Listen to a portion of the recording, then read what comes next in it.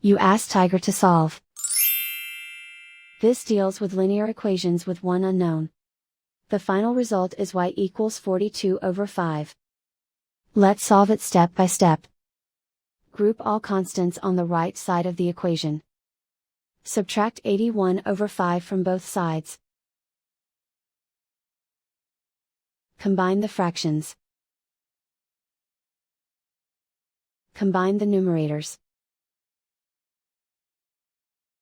Reduce the zero numerator. Simplify the arithmetic.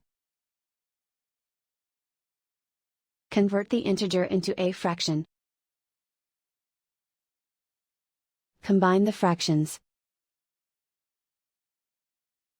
Combine the numerators. Isolate the y. Divide both sides by 2. Simplify the fraction. Simplify the arithmetic.